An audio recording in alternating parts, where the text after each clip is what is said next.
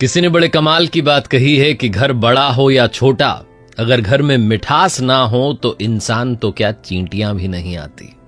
इसलिए मिठास बनाए रखिए। मैं कहानी सुनाता हूं एक बिजनेसमैन की, जो अपने ड्राइवर के साथ नदी के इस किनारे पर इंतजार कर रहा था कि क्या किया जाए, क्योंकि जाना उसे नदी के उस पार था और उस पार तक पहुंचने के लिए ड्राइवर बता रहा था कि सर 6 से 8 घंटे लग जाएंगे, लंबा सफर करके अपने को उधर जाना पड़ेगा, लेकिन आप 15 मिनट में पहुंच सकते हो अगर आप नाव में सवार हो जाओ और उस तरफ पहुंच जाओ।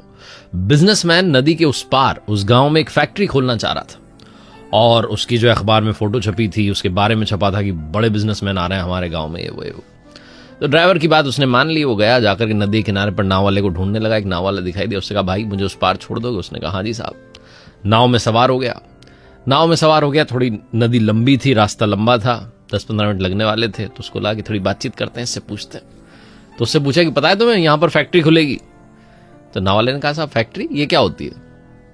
तो बिजनेसमैन हंसने लगा, बोले तुम्हें ये नहीं पता फैक्ट्री क्या होती है? तुम्हारे गांव में फैक्ट्री खुलेगी, फैक्ट्री बहुत लोग आएंगे, काम करेंगे, बड़ा नाम होगा गांव का, तुम्हें इतनी छोटी सी बात नहीं पता फैक्ट्री क्या होती है? नाव वाले ने कहा साहब मैं तो कहीं गया नहीं इस गांव से, मुझे क्या पता कि फैक्ट्री क्या होती है।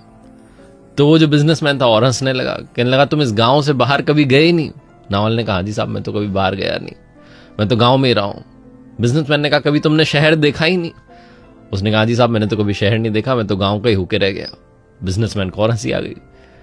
थोड़ी देर बाद उसने पूछा अच्छा सुनो मेरी बात, आज अखबार देखा तुमने? मेरी फोटो उसमें छपी है, मेरे बारे में छपा है, मेरा नाम लिखा हुआ है उसमें।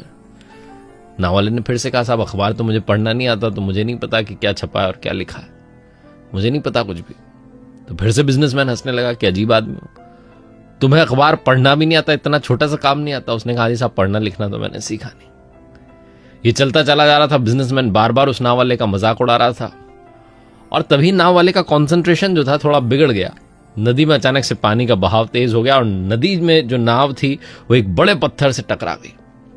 बड़े पत्थर से जब नाव टकराई, संतुलन बिगड़ा और नाव डूबने लगी। तो बिजनेसमैन घबरा गया। नाव वाले ने पूछा भाई साहब क्या हो गया आपको तैरना तो आता है ना? बिजनेसमैन ने कहा मुझे तैरना तो नहीं आता। नाव वाला अब की बार मुस्कुरा के बोला आपको इतनी छोटी सी चीज नहीं आती, तैरना नहीं आता? बिजनेसमैन ने कहा हाँ भाई मुझे तैरना नहीं आता, बस मुझे बचा लो, तुम कैसे भी करके बचा लो। नाव वाले ने कहा हाँ साहब ये मुझे आता है, मुझे डूबते हुए लोगों को बचाना आता है, आप चिंता मत करो, मैं आपको बचाऊंगा और बाहर निकालूंगा, आप बस जो है मेरी पीठ पकड़ के रहना, मैं आपको पार करा दूंगा नदी। उस नाव वाले ने बिजनेसमैन को नदी पार करा दी, उसकी जान बचा ली। वही बिजनेसमैन जो थोड़ी देर पहले नाव वाले का मजाक पर मजाक बनाया जा रहा था, कहता जा रहा था ये नहीं आता वो नहीं आता, लेकिन नाव वाले को जो आता था, जीवन में जो सबसे इंपॉर्टेंट था उस पल पर, वो बिजनेसमैन को नहीं आता था, वो था तैरना। लाइफ में दूसरों का मजाक उड़ाना बंद कीजिए। कई बार हम भूल जाते हैं कि हम अपनी बात से कब किसका मजाक उड़ा रहे हैं, और कई बार हमें ऐसा लगता है कि हमें इसकी जरूरत ही नहीं पड़ेगी तो हम ध्यान नहीं देते। लाइफ में कभी भी किसी की भी जरूरत पड़ सकती है, इसलिए किसी को भी छोटा आंकना बंद कीजिए। किसी को भी ये मत सोचिए कि छोटा है।